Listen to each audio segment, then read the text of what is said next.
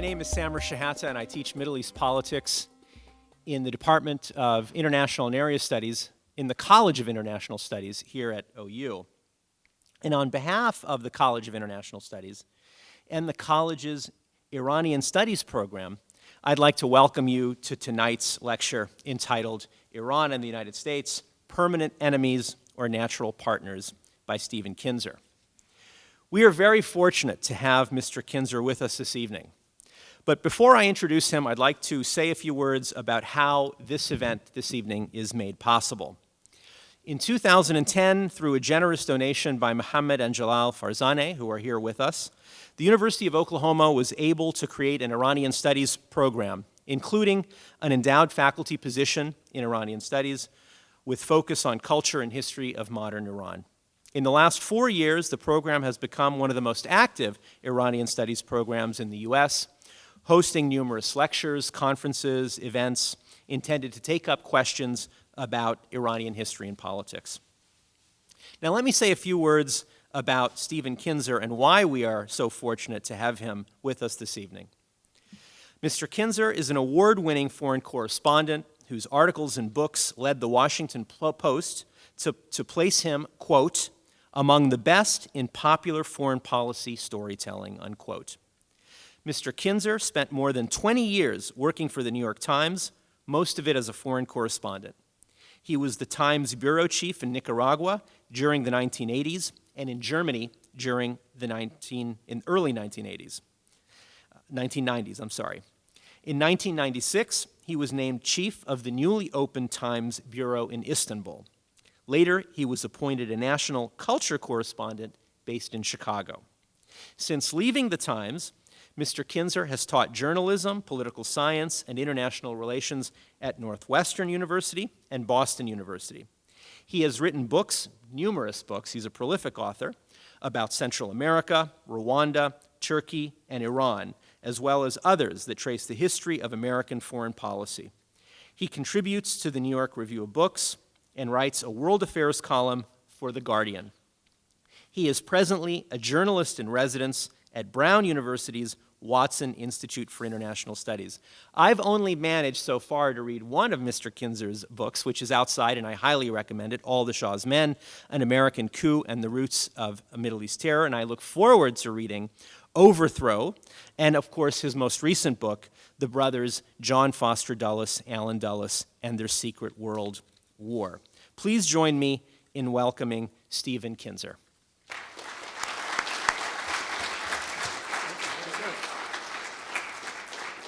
Thanks so much for that.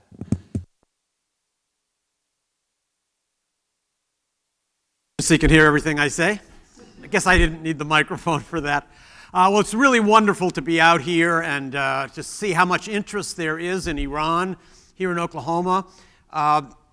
This is a subject that I think will become more and more interesting and important for Americans in the coming years. And for that reason, I think it's important for us to try to break through the wall of misconception that really shapes so much of the perceptions that we have in this country about Iran. I grew up, like probably most of you, pretty ignorant about Iran and just vague ideas about the Middle East. And I've been so fortunate to have these years of involvement with Iran. I've really been tremendously enriched by it, and I can honestly say I really started working on Iran without even knowing how great the food was. I have been invited into so many homes and had such fantastic meals. I wish I had started covering Iran a lot earlier in life, but I'm making up for it now. As you heard earlier, I used to be the New York Times bureau chief in Istanbul, which was a fantastic job. And my beat was to cover Turkey, the Caucasus, and Central Asia. So I was not covering the Middle East, and I was not covering Iran. Let me move this. I want to have the Iran one sort of on my side. But one day I received a very fortuitous phone call. You know, New York Times correspondents have to be prepared to go anywhere and cover anything, which could make you a little suspicious of how deep our knowledge is. But I got a phone call saying there's about to be an election in Iran, And the person who normally goes to cover this for us can't go. I forget if she was ill or couldn't get a visa or some problem. So you got to go to Iran. Well, having spent all of my time at that post learning about Turkey and the Caucasus and Central Asia, I really wasn't prepared for that assignment. But I'd gone on plenty of other assignments for which I was not prepared, so I happily leaped into that assignment. And after spending about a day banging on doors in the Iranian consulate in Istanbul, I did get my visa, and I arrived in Iran. This was the election in 1997 in which the reformist leader Mohammad Khatami was elected as president. So, as I said to you, I was not only not an Iran expert, but I really wasn't a Middle East expert. Turkey, of course, does not consider itself part of the Middle East, even though a lot of us might look at the map and think otherwise. So one thing I did know about the Middle East is that many of the countries in the Middle East are made-up countries. They're just invented by British or French diplomats drawing lines on maps, and they don't have a deep tradition. The cities are very old, of course, like Baghdad and Damascus. They go back millennia. But there's no such thing as Jordanian tradition or Iraqi heritage. These are very modern constructs. Well, it didn't take me very long in Iran to realize that this is the opposite of a fake country. This is not a made-up country. So Iran has existed more or less within the same boundaries, more or less with the same language, more or less with the same population mix for thousands of years. It has a tremendously rich culture. It's the first empire. The Persian Empire was the first empire in human history. King Cyrus is still revered as a great titan of history, author of the world's first human rights declaration, which is enshrined in the U.S. Capitol, and a great conqueror, but also a very wise leader. Iran has gone through huge amounts of political upheaval, and Iranians have learned great lessons from existing over such a long period of time. It really is a great contrast to the United States. We've existed as a country about 1/10 as long as Iran has, and Iran has learned a lot of things by being around so long in history. One of the important lessons that Iran has learned, which I don't think the United States has had time to learn yet, is that no countries rule forever.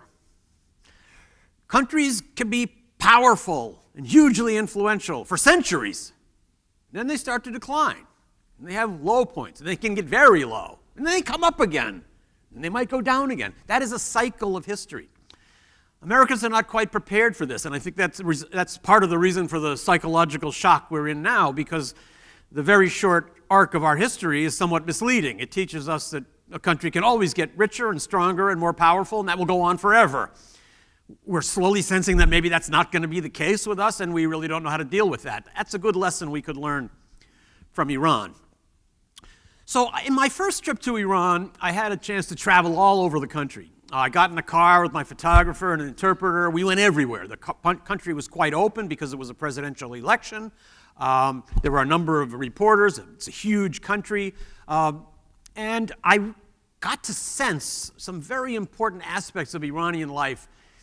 But here was the most important thing that occurred to me during that trip. Whenever I visit a foreign country, particularly if it's a country that I don't know very much about, I always ask myself this question: how did this country get like this? Why is this country rich and powerful? Why is this country poor and miserable? I'd like to try to understand the historical processes that created the country as it is now. One of the first things that I realized soon after arriving in Iran was that there was a huge disconnect, a huge contrast between what Iran should be based on its history and its culture and its size and its influence, and what Iran is. Iran is isolated from the world. Iran is unhappy in terms of its political place in the world. Iran is a kind of a pariah in the eyes of many in the world. But yet, Iran has this enormous history and all of this cultural riches. So why is that? What happened? Why is Iran not where it should be in the world? Well, I started asking this very quickly to some of the Iranians that I met. What happened to you? Why were you never able to develop into a modern democracy? And I got a few eye rolls, and some people gently took me aside and said, oh, you know, we did have a democracy here until you showed up and took it away from us. So I was a little bit taken aback by that. Didn't really fit in with my self-image as an American. And I resolved that when I got home, the first thing I was going to do was buy a book and find out what they were talking about. People told me, just go back and look at what happened in 1953 and you'll understand. So I had a vague understanding that there was some political upheaval in 1953. And when I got home, I decided, I looked for this book. So find me a couple of books about what happened in 1953 in Iran. Imagine my surprise to discover that there was no book on this subject. And I realized after searching for it that if I ever wanted to read that book, I was going to have to write it myself. And so that's when I set out to write this book, All the Shah's Men, which is exactly on this subject of the coup of 1953. And I'll tell you very briefly what I discovered. I don't want to give you all the details. You won't have any reason to buy the book. But Iran has been on the road towards democracy for over 100 years. Iran has had a constitution for more than 100 years. There are other countries in the Middle East that don't have constitutions even today. Iranians had to fight for their democracy against an autocratic royal regime in the period of 1906 to 1909. During that period, a young American school teacher named Howard Baskerville was carried away. He was actually from Nebraska. He got carried away with the revolutionary struggle for democracy in Iran, and he led a little group of fighters, and he was killed fighting for Iranian democracy. That makes him the only American to have died for the cause of Iranian freedom. And I think with his blood, he really did seal some kind of a bond between our two peoples. Actually, I'm going to be leading a tour to Iran in May, and I made it a condition of accepting this job. I want to go to a city in Iran I've never been to before. That's Tabriz up in the north. And when the organizer asked me, why do you want to go there? I explained that, of course, the cuisine is very good, and I want to know about that part of the country. But the real reason is I want to go to Howard Baskerville's grave. I want to go to the grave of the only American who gave his life for Iranian freedom and pay my respects. During the early part of the 20th century, Iran was on the brink of disappearing as a nation. A formidable modernizing dictator named Reza Shah came to power and essentially rescued Iran, a very harsh and cruel leader, but also a visionary modernizer. During the Second World War, he was deposed by the British, and the British promoted his young son to the throne, but the throne was very weak during that period. And this was the time when the democracy that had been promised in the early years of the century really began to flower. So in the late 1940s and early 1950s, Iran made tremendous strides towards realizing its democracy. There were elections. Parliament was very active in debating the issues of national import. And it was during this period that the remarkable figure of Mohammad Mossadegh emerged. Mossadegh became Prime Minister of Iran in 1951.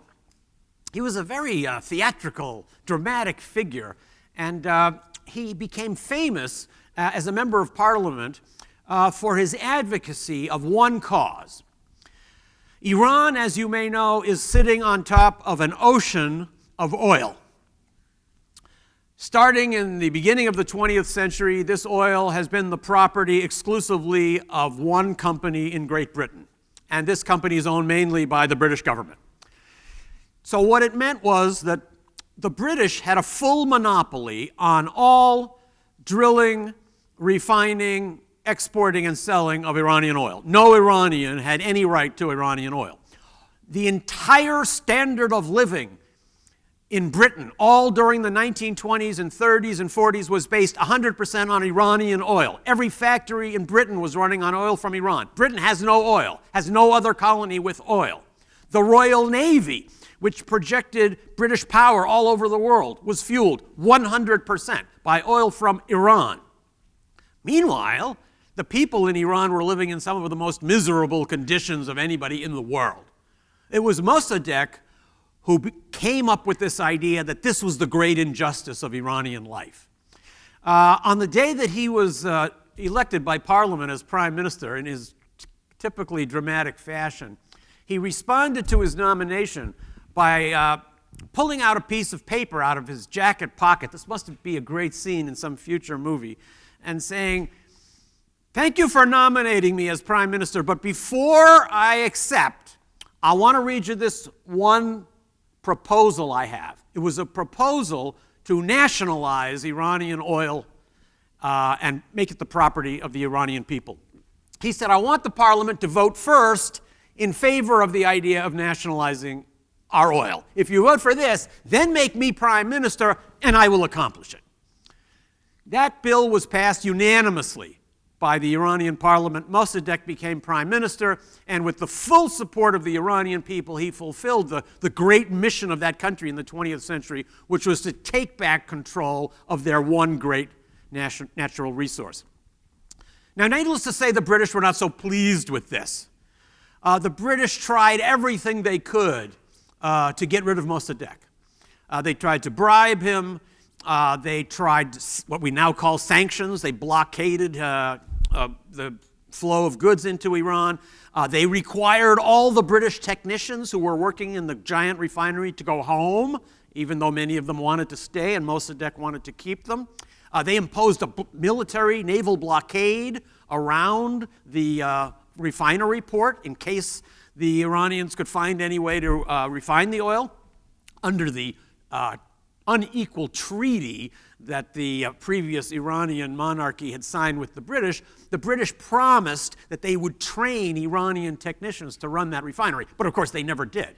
So the refinery basically ground to a halt. And the British came to Mossadegh and said, "Look, if you don't make a deal with us, nobody will get the oil. It'll just sit under the ground and nobody will get any money." And Mossadegh's answer, he spoke French, was, "Tant pis pour nous, too bad for us. Let's just leave it in the ground then, no problem."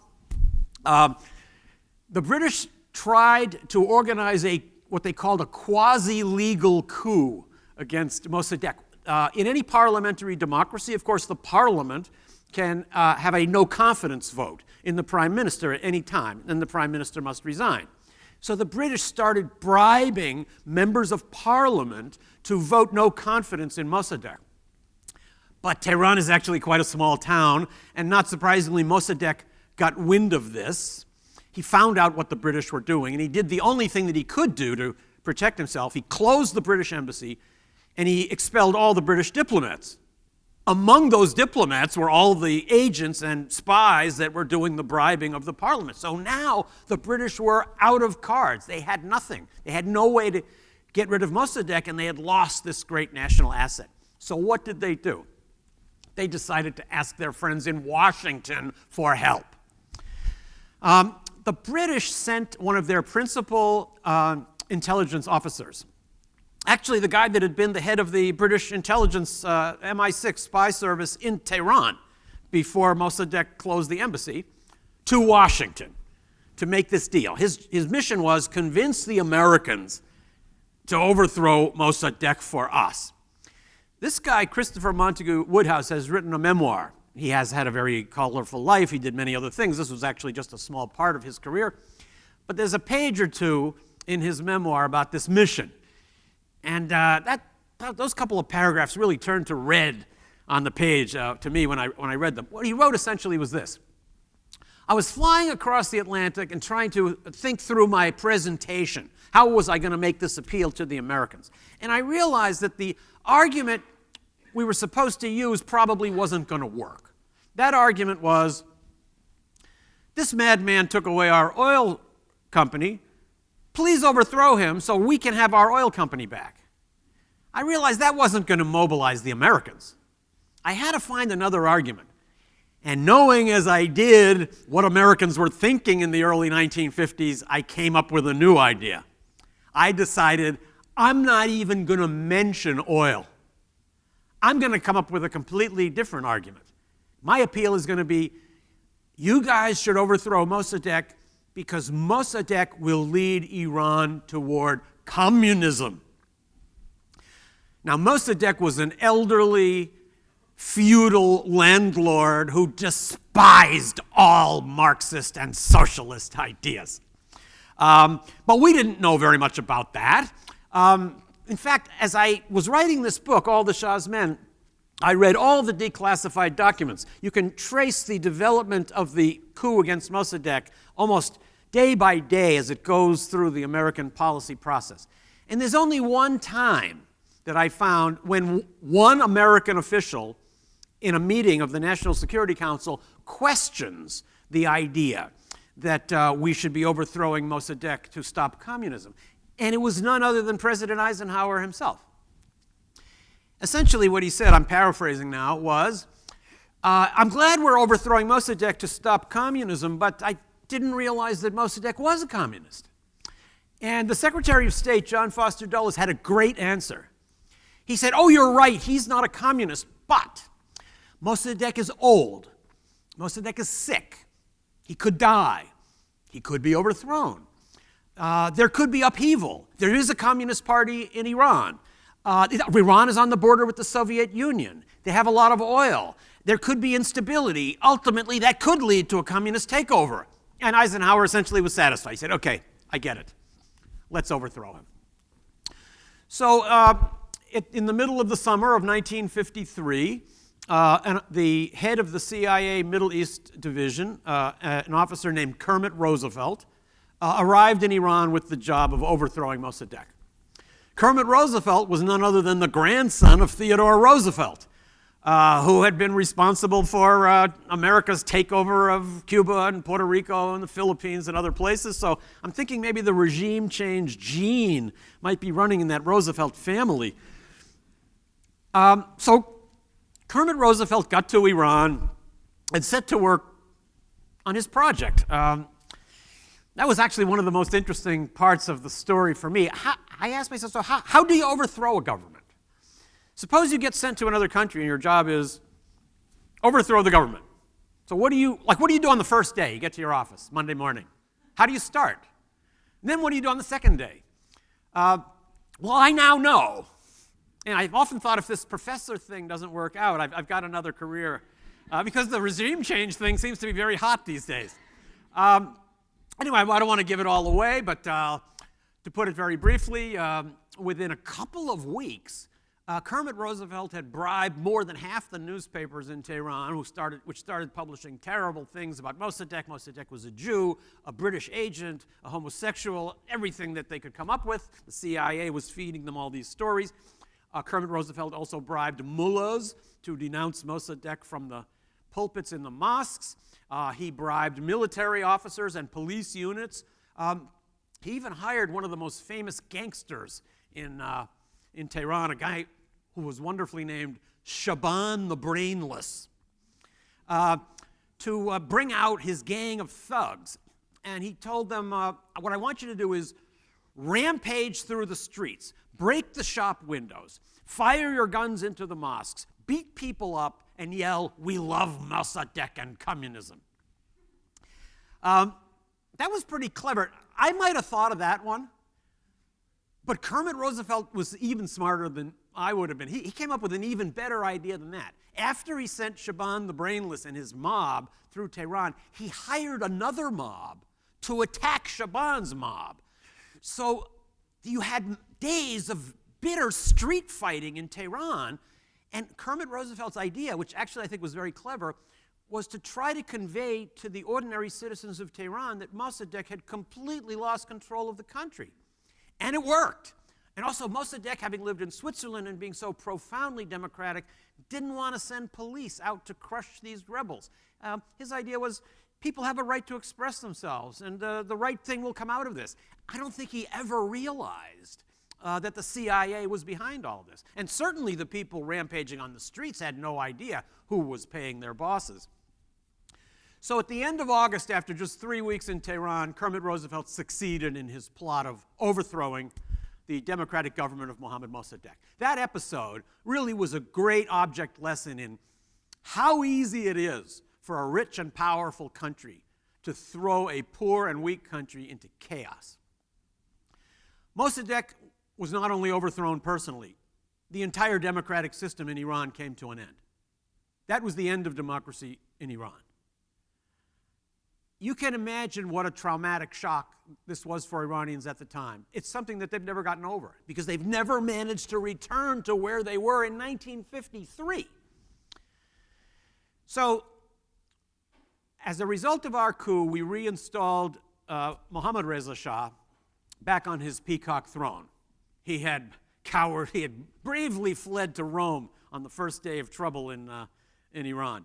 So he came back, and for the next 25 years, Mohammad Reza Shah ruled Iran with increasing repression. His repression produced the explosion of the late 1970s, what we call the Islamic Revolution. That resulted in the Shah's overthrow and the emergence in power of this militantly anti-American religious regime, the successor of which we are now living with at this moment in Iran. Now, that revolution of 1979 was a delayed reaction to our overthrow of Iranian democracy in 1953. And that revolution in Iran had profound results, not just inside Iran, but far beyond. Just to mention a couple of them. First of all, this upheaval in Iran led Iran's greatest enemy next door, Saddam Hussein in Iraq, to decide Iran is now weak. Iran is in upheaval. Now's the time to attack them. And sure enough, Saddam attacked Iran during this period. That was in 1982. That was the beginning of a long and brutal war that lasted for 8 years, resulted in hundreds of thousands of deaths. And that war had a great impact on the United States. We were so unhappy with Iran that we sided with Saddam Hussein in that war. We provided intelligence and helicopters and other support for Saddam, and that was the beginning of our death embrace with Saddam that spiraled down into all our subsequent trouble in Iraq. The revolution of 1979 in Iran was one of those rare episodes that led not only the United States, but also the Soviet Union to panic. The Americans realized that they had lost everything in Iran. They had a leader there, the Shah, who would do everything we wanted, and then they wound up with a regime that hated us. So we saw that as a huge strategic loss, and we were right, it was. But what we didn't realize is the Soviets felt the same way. They were terrified at this revolution. Why? Because the idea of radical fundamentalist Islam rising up and overthrowing secular regimes is very frightening to them, since all of their southern republics were Muslim. They were terrified at the example this might set. And it was their terror at this possibility that led them to launch their invasion of Afghanistan. That was what drew us into Afghanistan. That was the precursor to all the trouble we have had since then in Afghanistan. Now, the 1979 revolution in Iran was also the precursor to an episode with which we are all familiar, the hostage crisis. That was a time when a group of several hundred Iranian students, just almost exactly 35 years ago this week, stormed into the American embassy and took a group of hostages. They held 54 of those hostages for well over a year. And this episode had a hugely traumatic impact in the United States.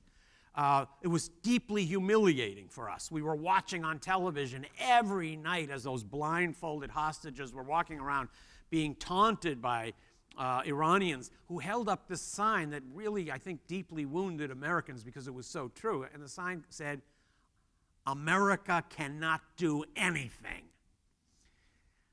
Americans are not used to situations that we can't control, and this was one we couldn't control.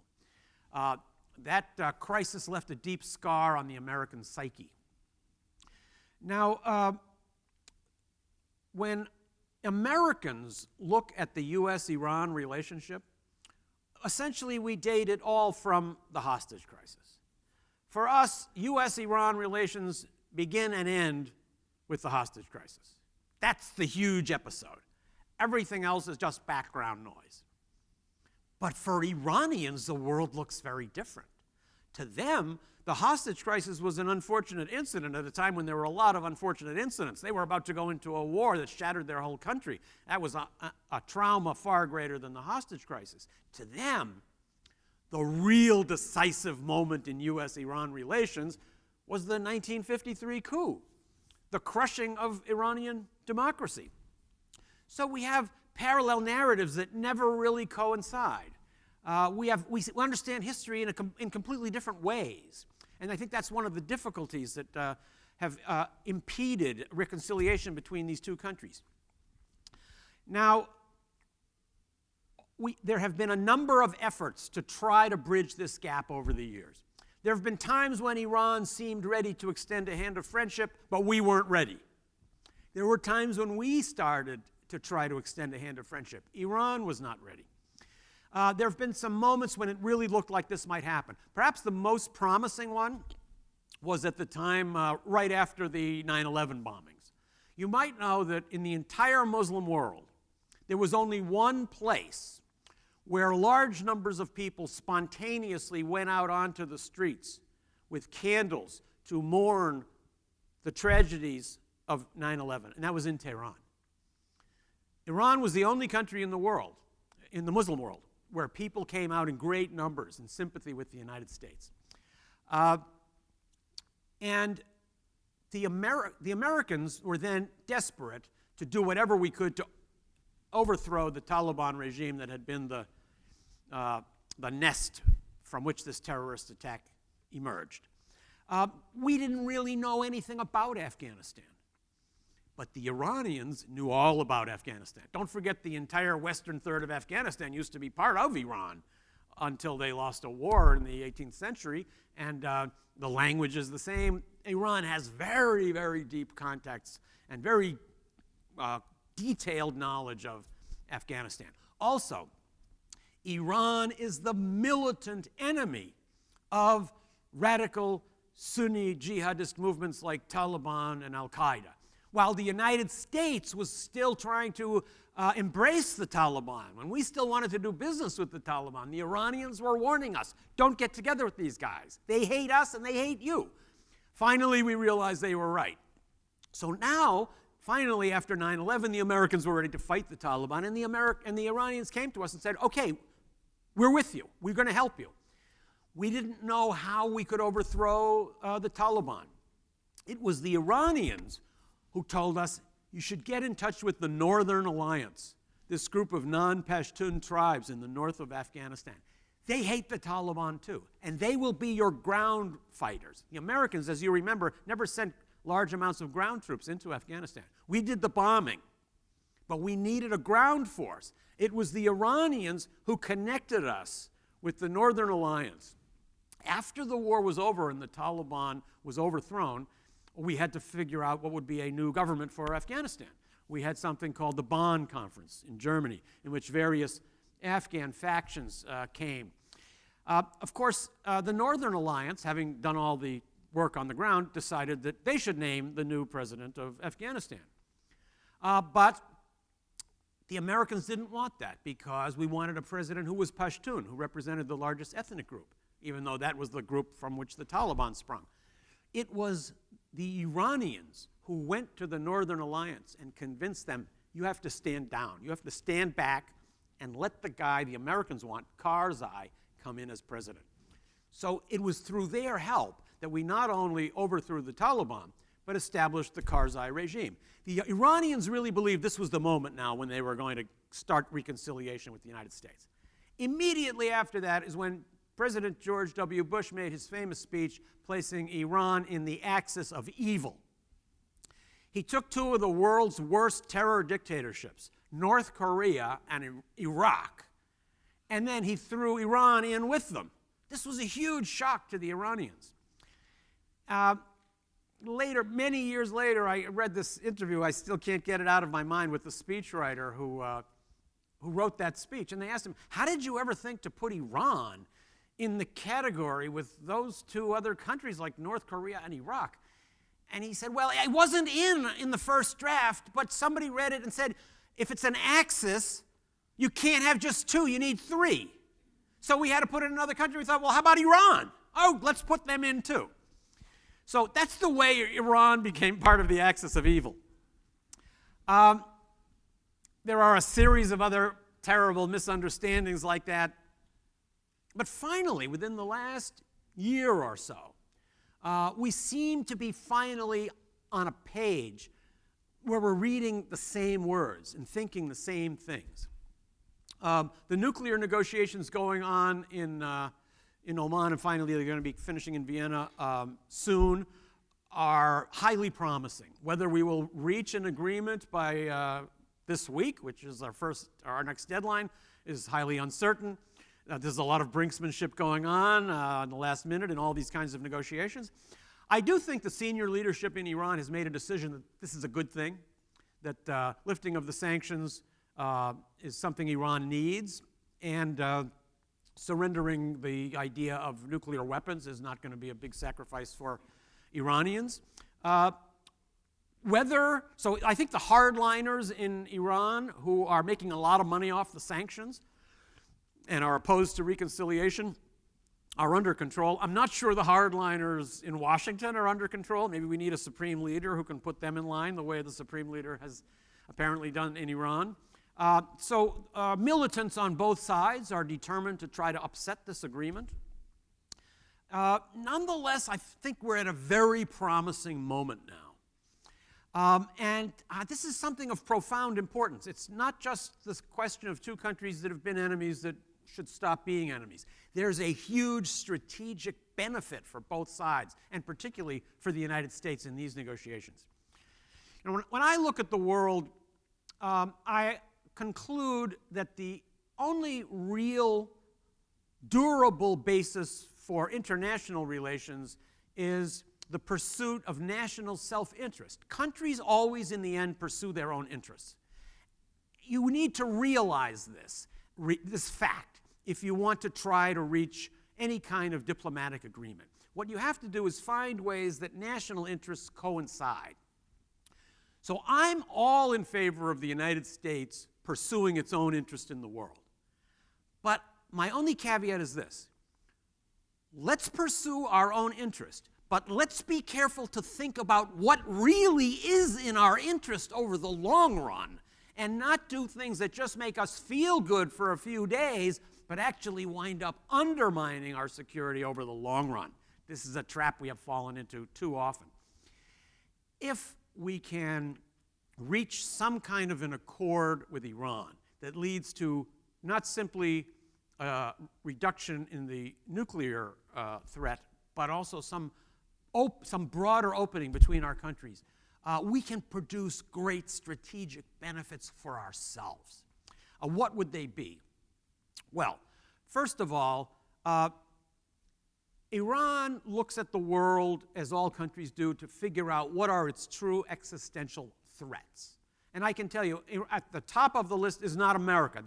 Iran does not consider America to be a major threat, and they don't consider Israel to be a major threat. Actually, in Iranian strategic doctrine, they only see two what they call existential threats to the future of our nation.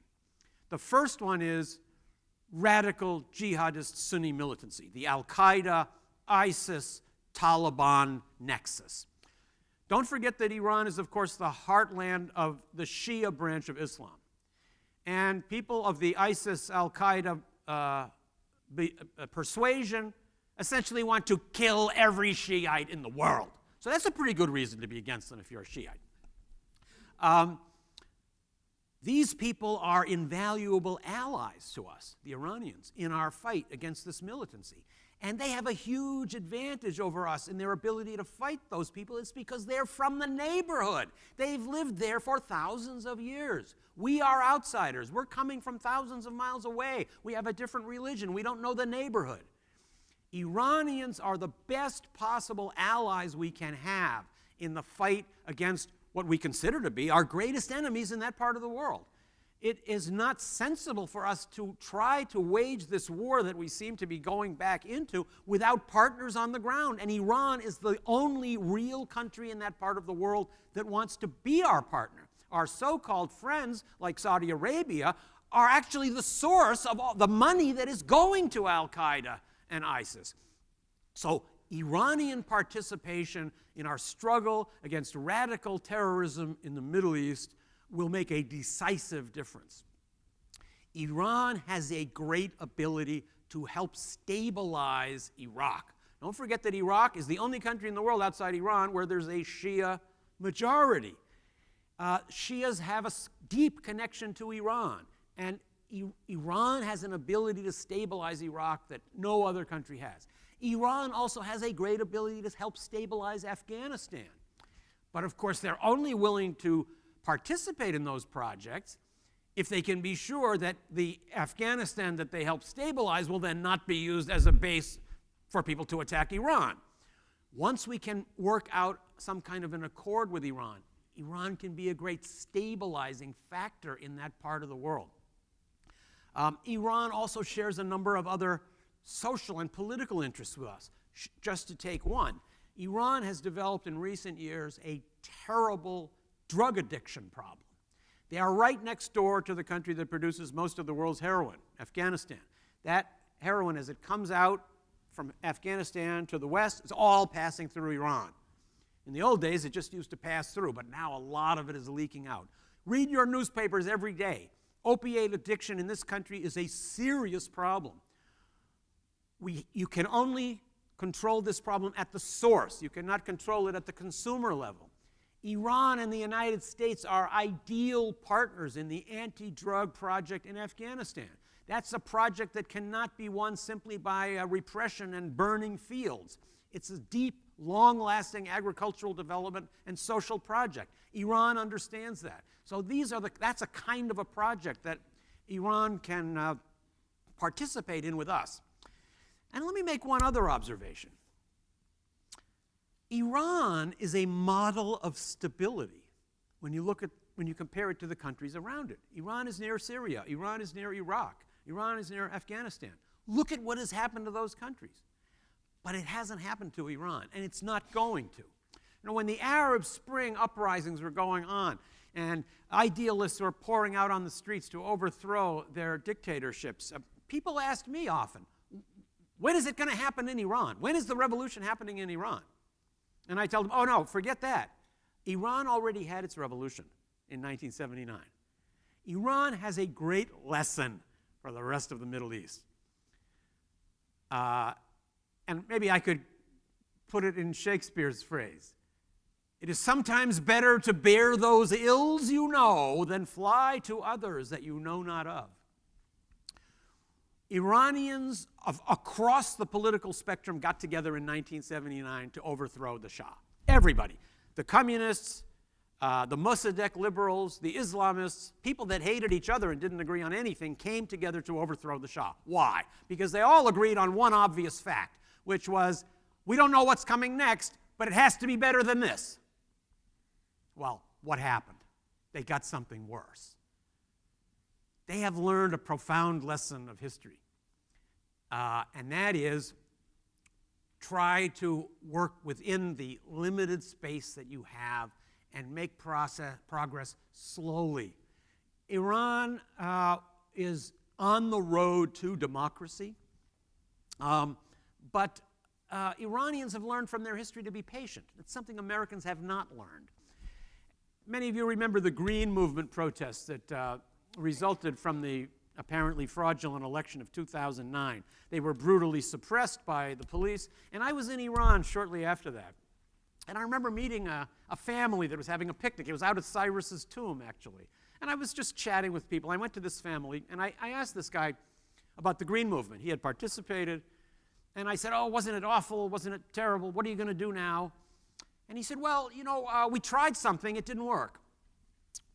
But now we just want to live our lives. Things are not so awful here that we want to throw ourselves on the bayonets of the Revolutionary Guard.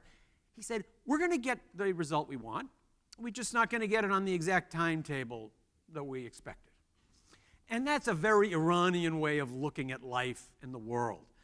Americans are very oriented towards solving problems. They want to get everything fixed. One thing I've learned from Iranians is a different attitude toward life, and that is a lot of problems in life are never going to be fixed. You just have to live your life and understand that you do the best you can under the circumstances that are around you. This is a great lesson for other peoples in the Middle East. And finally, I would add this. The human rights situation inside Iran today is truly deplorable. The problem is not only the lack of political freedom, but it's the lack of personal freedom. People are not allowed to live their own lives and dress the way they want and behave the way they want. Iran is evolving towards a more open society, but when a country is under intense pressure from the outside, it's natural for a government to fear any kind of change or popular movement. Once the pressure begins to ease, I believe Iranian society will begin to open up. Possibly it will open up enough so that many Iranian Americans will feel more comfortable either going back to live or going back to spend part of their time there.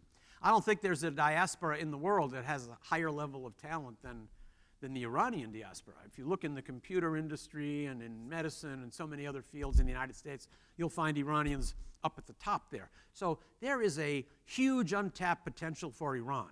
Meanwhile, American corporations and European corporations are lusting to get into Iran. Iran is the last big unexploited consumer market in the world. You've got 70 million people living there. About 80% qualify as middle class. They're literate. The literacy rate under 25 is 100% in Iran. Meanwhile, 3/4 of the people in Iran are under the age of 35. They don't even remember the revolution. They're very Western-oriented. I tell you, there is no place in the world where you will find more pro-American sentiment among ordinary people than Iran. This is something that I think is always surprising to visitors who go there. It was surprising to me. The last time I was there, I was standing on a street corner in Shiraz, just waiting for the light to change. And some woman must have noticed that I didn't look Iranian, and she asked me where I was from. And as soon as I said, America, she said her eyes popped open, and she practically started to shriek. And she was telling people, hey, this American guy right here. And within about 10 seconds, I had a dozen people around me, and they were smiling and waving. And one woman said to me, we know they say terrible things about us over there, but we love America so much.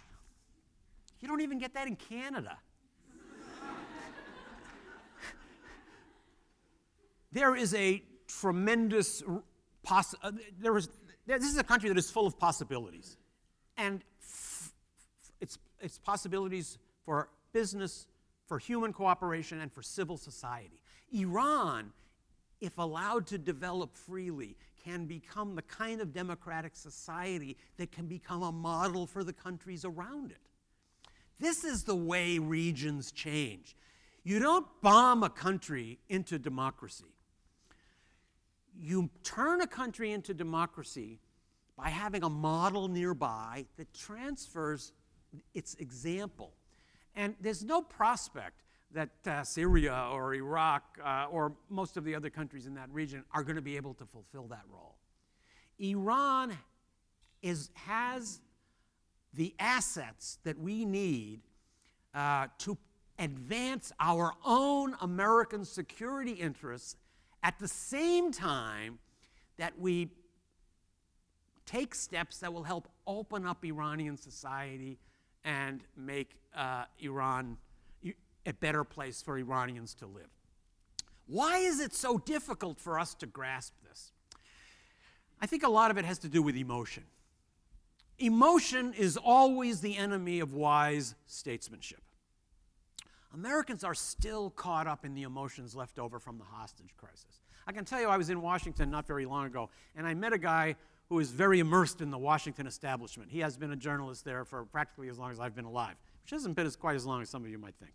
And I said to him, why is it that there is so much anti-Iran feeling in this town? And he immediately, without a minute hesitation, said, it all goes back to the hostage crisis.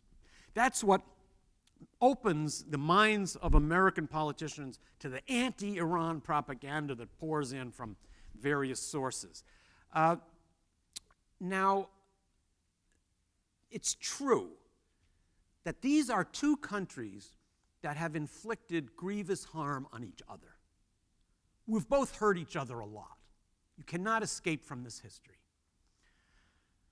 But you shouldn't be imprisoned by history. I used to cover the Balkan Wars in Yugoslavia. One time I was taking a vacation, I came home and I had to go to my pharmacy on my corner in Boston, and I had to buy a prescription. You know, sometimes those prescriptions come with little labels on it, like don't take after dark, or don't take this if you're pregnant or something. This one said, it had a little sticker that really caught my attention. It said, not to be taken in excess of prescribed dosage. I like to put that on our history books. Be aware of our history. We can't deny that these are countries that have been hostile and that have caused each other harm. But we need to break out of that prison and realize that reconciliation with Iran is probably the single step that America could take in the world now that would most dramatically advance our security interests. Keep tuned. We might see a breakthrough in the coming days. We are at the moment of decision now. Thank you.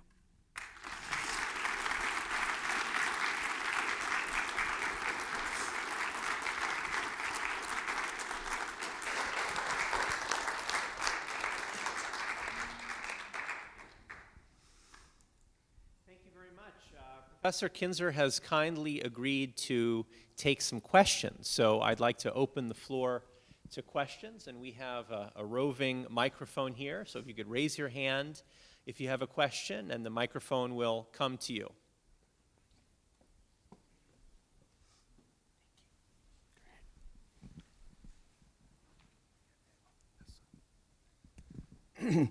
Dr. Kinzer, you probably read the editorial written by Cal Thomas about November 4th that said negotiating with Iran is like negotiating with the devil.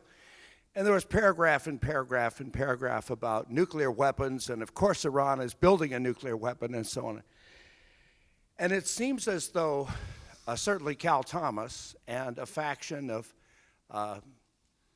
people in the United States, perhaps Mr. Netanyahu and much of the Israeli government, and certainly the shock jocks on Fox Radio, are proud to say that of course Iran is building a nuclear weapon. You know, you just can't believe what they say.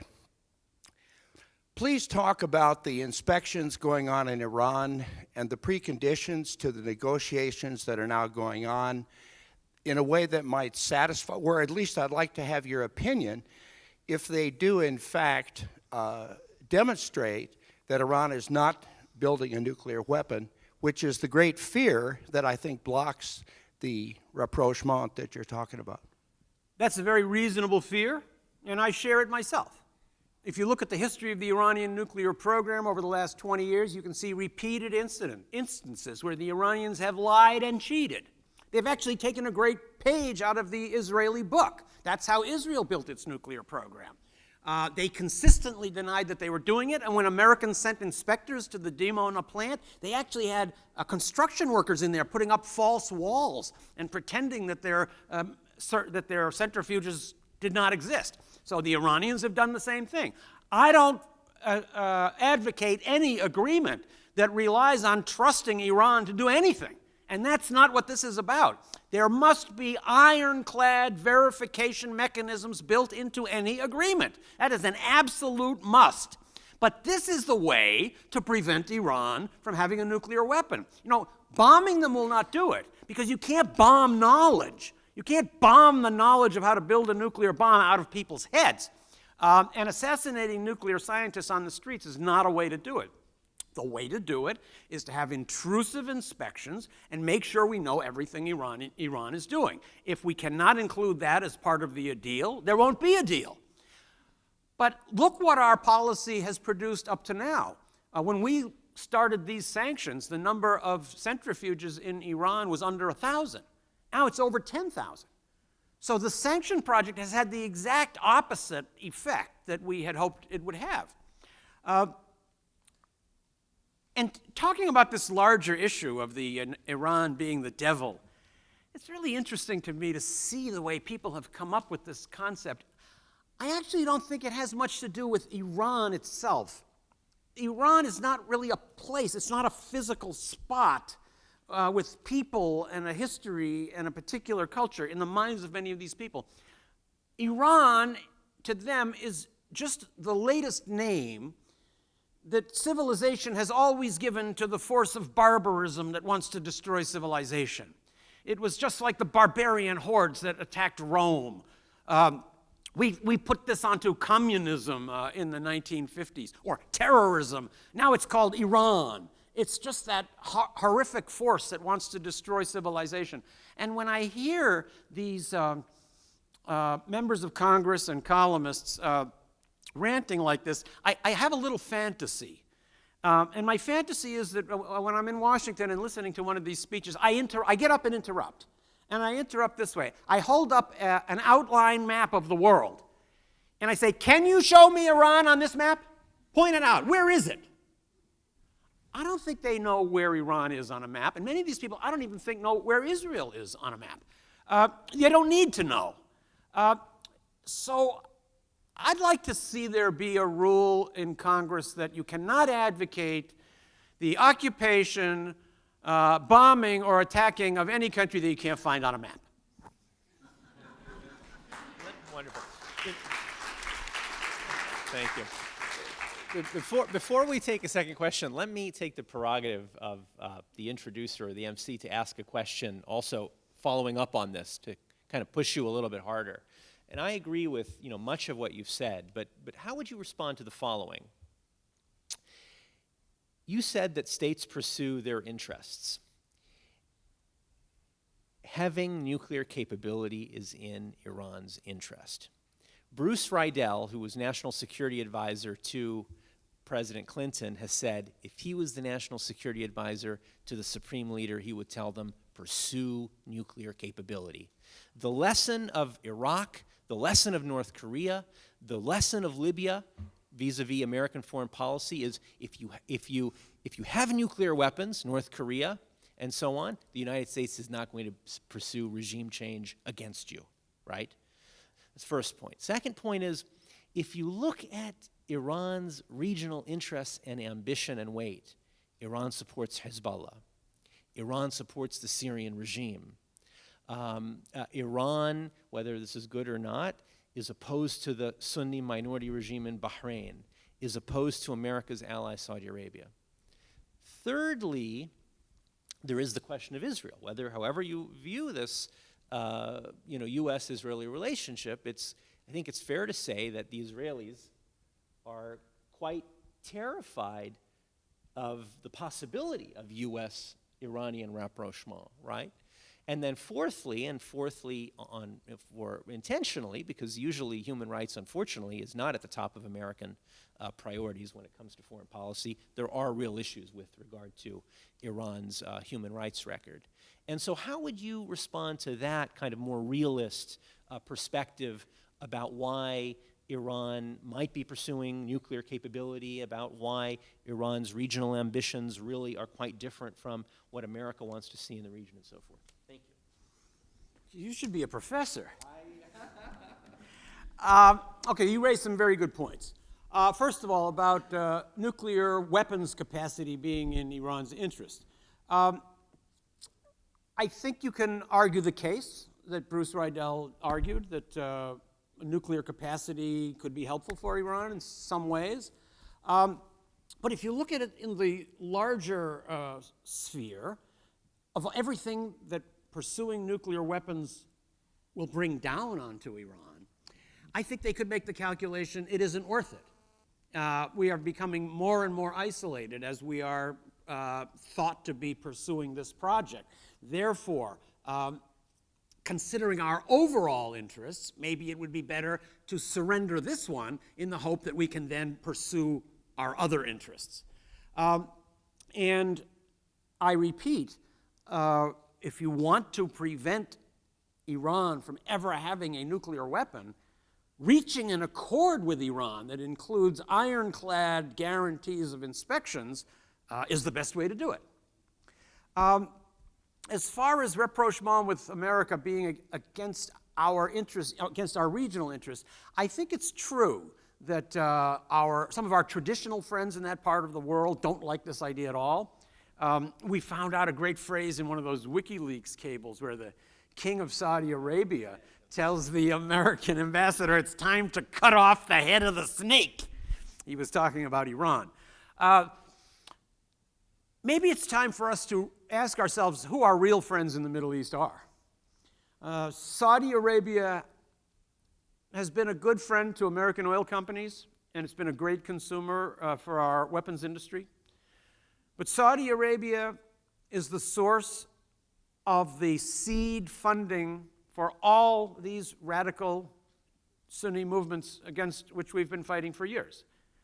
All those madrasas that were built in the 1990s and back into the 1980s, everywhere from Indonesia to Bosnia to Uzbekistan, were filled with Saudi preachers and built with Saudi money.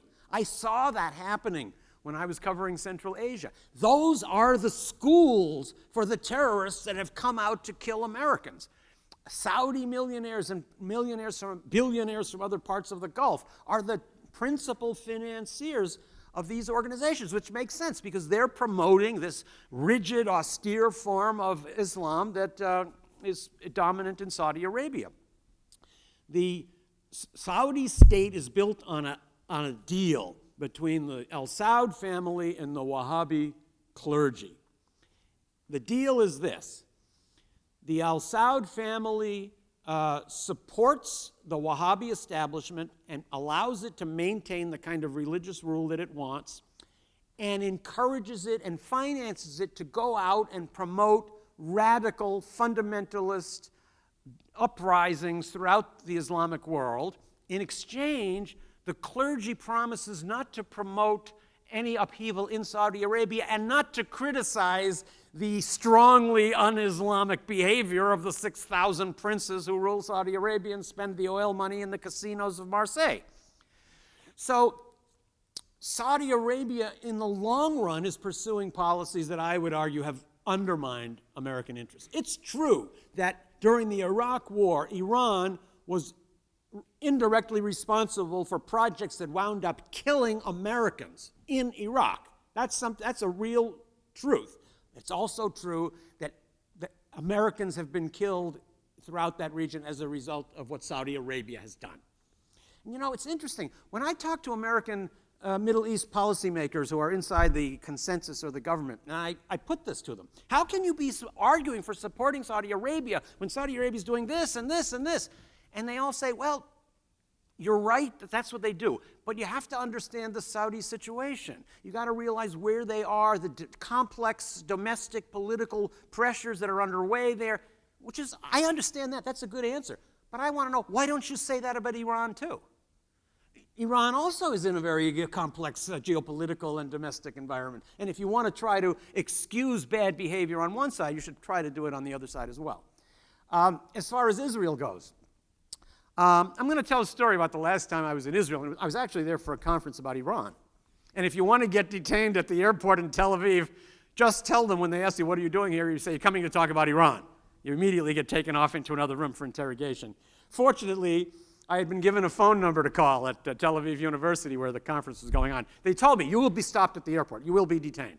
When you're detained, give the guy this phone number. Sure enough, after an hour, they let me go. So we had the conference. And then at the end of the conference, they took us off for a dinner, the panelists. So there were maybe 20 of us. And there were a few, and the hosts were there. We were in one of those nice hotels overlooking the Mediterranean. And then the host got up and said, well, we've got a special guest for you. And in walked a figure who's one of the most prominent leaders of the Israeli government. The first thing he said, before he said a word, was, there's no journalists here, right? And I was just about to raise my hand, and then I held it down. I said, well, you're not here as a journalist, you're just a panelist. But he did make sure to make us all pledge that we weren't going to say the guy's name. If I tell you his name, you'll know exactly who I mean. Anyway, this is a person who's been in the center of Israeli policymaking for years. And he said, I want to give you a tour d'horizon of how we are seeing the world, which wound up being about 80% about Iran. And here's what he said.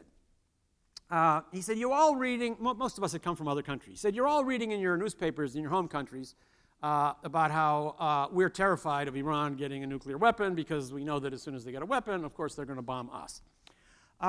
He said it's partly true. It's not all true. It's true that we are very militantly against Iran having a nuclear weapon, but not for the reason that we say. We say that's because we know as soon as they get a weapon, they're going to bomb us. Actually, we don't believe that. We understand that Iran is a practical country, and they know they would be completely wiped off the face of the earth if they ever tried to attack us with a nuclear weapon. They're not going to do that. We don't contradict that argument when it appears in the newspapers because it's an argument that people can understand, even though it's really not true. It sounds like it makes sense, even though inside our security establishment, we know that it doesn't. But we're against Iran getting a nuclear weapon for two other reasons. They're a little more complicated, so we don't go into those in public. The first one is you never want to use your nuclear weapon. That's a waste. You want to just have it. It intimidates people. People get scared of you. You can push people around when you have a nuclear weapon in ways you can't push them around if you're not nuclear armed. He didn't say we've learned this ourselves, but I got that subtext. So he said, we don't want Iran to have this added political power. And he said the other reason is if Iran becomes has a nuclear weapon capacity, then you're going to see the other countries in the region want to do it. Egypt is going to want it. Turkey is going to want it. Saudi Arabia is going to want it. Then we are really in trouble. So his message was, we're just as much opposed to the Iranian nuclear weapon as you think we are, but not for the reason that you think. I actually have this fantasy, which really seems far-fetched given the rhetoric you're hearing now, that in the long run, Israel and Iran are going to find some kind of rapprochement. Because actually, it goes back to what I said about interests. If they can get over their emotions, and if the nuclear issue is off the table, Iran and Israel are going to find many common interests. They have had a long relationship in the past, not just under the Shah period, but all the way back to ancient history. Cyrus is the only Persian mentioned in the Bible. He's the man that freed the Jews from their Babylonian captivity. You hear a lot of good things about Jews in Iran. There's a natural unhappiness in Iran about all the scenes they see that playing out in the West Bank and in Gaza. But you don't see the visceral sympathy for a Palestinian cause in Iran that you see in some Arab countries. Jewish and Persian cultures are very, very old. They're very deep. They're based on education and learning. They have a lot in common. And I could also say that in their, how can I put this gently, that their view of Arabs, let's say the Persian and Israeli love of Arabs has limits, let's put it that way. Their admiration for Arabs is limited.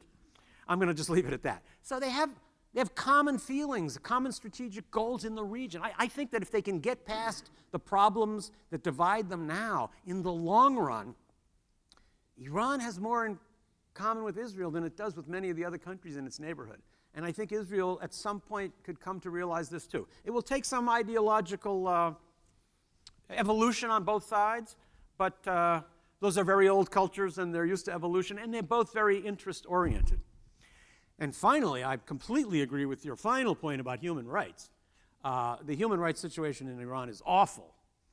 But only some kind of a loosening of political pressure holds out the hope for an improvement of the situation there. And if you talk to human rights activists in Iran, you'll find that with 100% certainty they are urging some kind of progress with the United States. As long as the country is under siege it's difficult for political freedoms to expand. I think if you are concerned about ways to improve the human rights situation in Iran, the best thing you can do is to try to promote a lessening of the tension under which Iranians live. Question up here. Yes. Mr. Kinzer, first of all, thank you for your talk. Second of all, earlier you mentioned that the negotiation with Iran is promising. Gary Samore, in an article that was published by Foreign Policy Research Institute about 2 months ago, mentioned that the main goal of U.S. in the negotiation is to kind of keep the sanctions for the next 20 years and not allow Iran to have any the capability of nuclear energy or nuclear weapon, of course. And we have heard Iranians for many years that they are not going to negotiate over their right to nuclear energy. There is this conflicting story. If you think that this negotiations is promising, if Gary Samore is right, and if that's the case, because he was part of negotiation in Istanbul, then what's going to happen? I mean, what is U.S. is trying to achieve in these negotiations? Thank you. The loosening of American sanctions following a possible agreement would have to be a slow and gradual process. It's going to have to be calibrated between Iranian steps and American steps. Part of this is because nothing else would be accepted in Washington. Even if the American negotiators wanted to lift sanctions, they wouldn't be able to do that. That's not a deal we can sell in the United States. In addition, it's a logical way for a negotiation to proceed between countries that have hated each other for so long, that have been at swords points. You can't base any of this on trust. So I do think the Americans are going to try to lift sanctions very slowly in stages. This will be somewhat frustrating to Iranians, but I think it has to be a tit-for-tat process. If we do reach some kind of an agreement with Iran, it will be a breakthrough in a kind of a general sense, but you're not going to see dramatic changes suddenly. So I do think Americans will keep sanctions on for quite some time. In fact, here's my sense of what's going on inside those negotiations now. A lot of the basic principles have already been agreed upon, but now we're negotiating about numbers. And we're really negotiating about two sets of numbers. Number one is, how many centrifuges is Iran going to be allowed to have? And number two is this: Iran is going to be under a special regimen of inspection and close observation, much more intense than any other country that's a member of the Non-Proliferation Treaty. How long is that going to last? The Iranians are talking about a period of 3 to 5 years. Americans are talking of a period of 20 years. These are the key sticking points in the negotiations now. And let me address your final point, which was about Iranians' right to any kind of a nuclear program. Actually, this was the big thing, I think, that ultimately brought Iranians to the table, is that the Americans effectively changed our offer. It was true that sanctions began to bite. People are unhappy. I'll tell you, the government leaders are not suffering from the sanctions at all. In fact, the Revolutionary Guard, which is the most repressive organ in Iran, is making millions off the sanctions. If you go to a bazaar in Iran, you will find the most modern washing machine, an iPhone 6, and you can buy every appliance just like you can right down in Walmart today. And the reason is sanctions busting. There are speedboats going across the Persian Gulf from Dubai by the dozens every day. And it's the Revolutionary Guard that runs the sanction-busting business.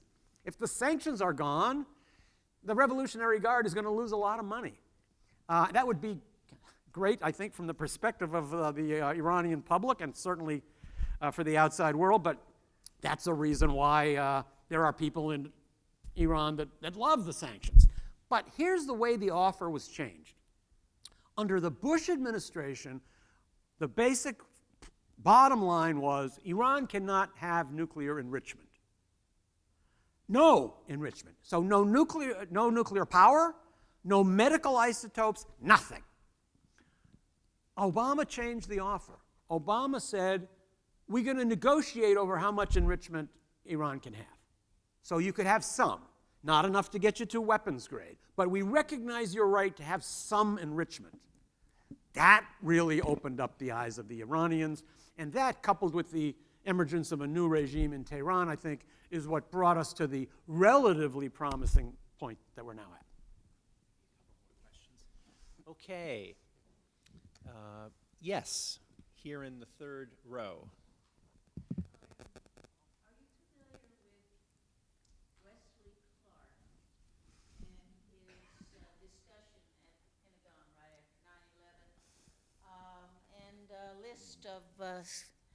A list of countries that he was told were next. Yes.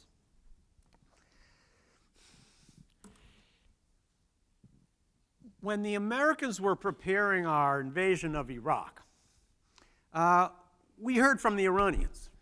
Don't forget that the Iranians have hated Saddam Hussein for a long time, a lot longer than we did. We were supporting Saddam Hussein when they were at war with him. So they had every reason to want to help us overthrow Saddam. And essentially, the Iranian message to the United States was this. Look, once you get rid of Saddam, there's going to be trouble. There's going to be upheaval. There's going to be chaos in Iraq.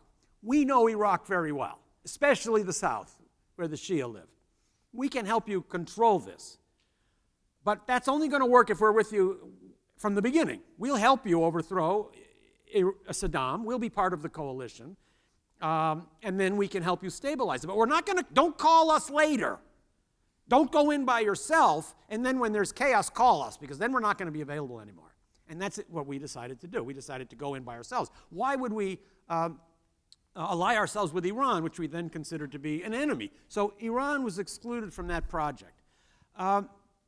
Now, there was a famous line in those days, after we take over Iraq, the next question is, do we want to turn right or do we want to turn left?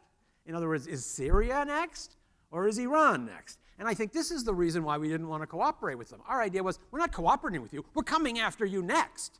So you're the enemy. There was a famous quote in Time magazine by an unnamed administration official during that period who said, everybody wants to go to Baghdad. Real men want to go to Tehran. So there was a sense in those days that as soon as we brushed aside Saddam and stabilized Iraq in a few weeks, we would then go on and do the same thing in some other country, or all the rest of the countries in the Middle East. And I tell you, if things had gone the way we had hoped in Iraq and we were greeted with flowers, as we were told would happen, we might have attacked Iran. So it was the big punch in the face that we got from reality in Iraq, in some ways, might have saved Iran. Okay. Are there any other questions? Okay, if not, yes, up on the top there. Professor, you've given us some great hopes about some opportunities that lend themselves to both our country and to the country of Iran. And as I talk to Iranian friends, I believe they would agree with you on that.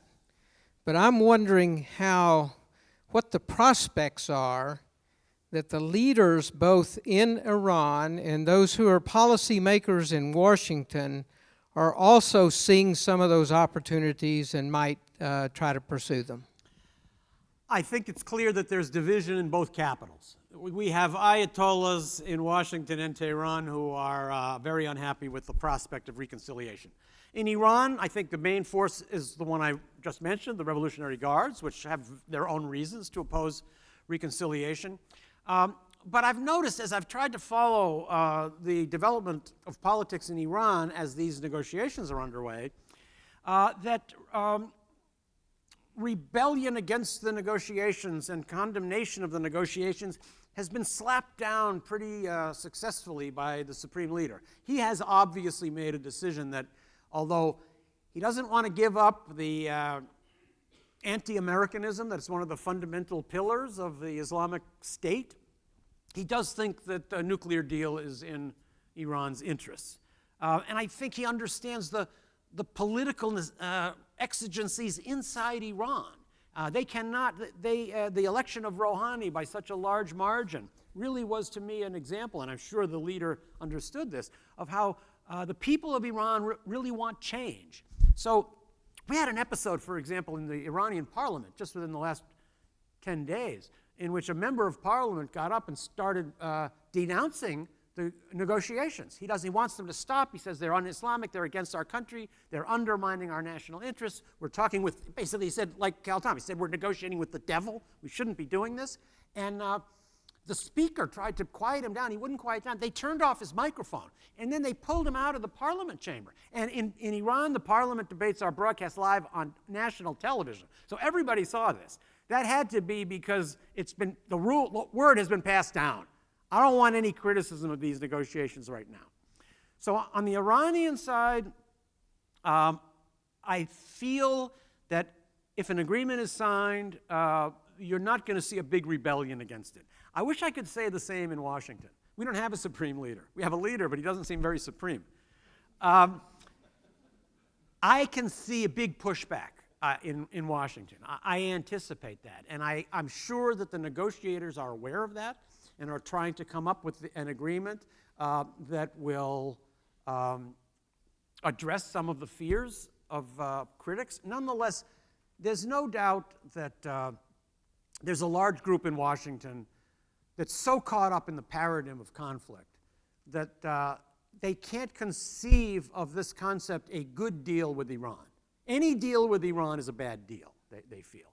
So there is going to be strong resistance. And the agreement is going to have to be shaped in such a way that it will not require congressional action. That's why this agreement with Iran if we reach one, is always going to be called an agreement. It is never going to be called a treaty, because treaties under our Constitution have to be submitted to ratification by Congress. I don't think members of Congress are eager to vote for anything that seems like reconciliation with Iran, but I think many of them don't want to vote against it either.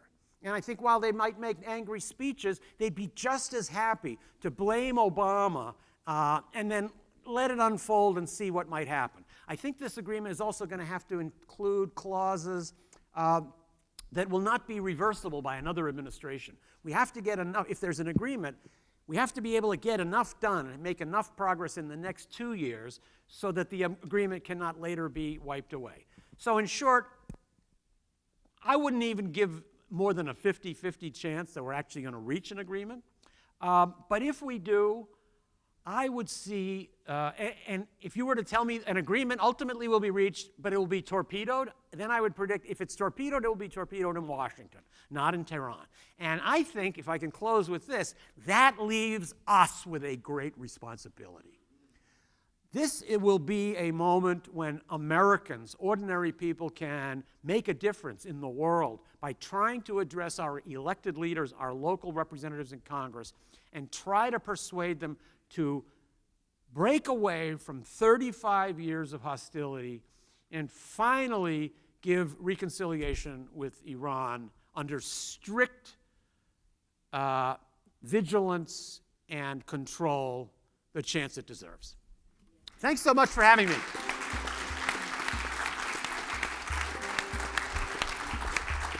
Thank you very much, Professor Kinzer, for that engaging Thank you. and excellent presentation.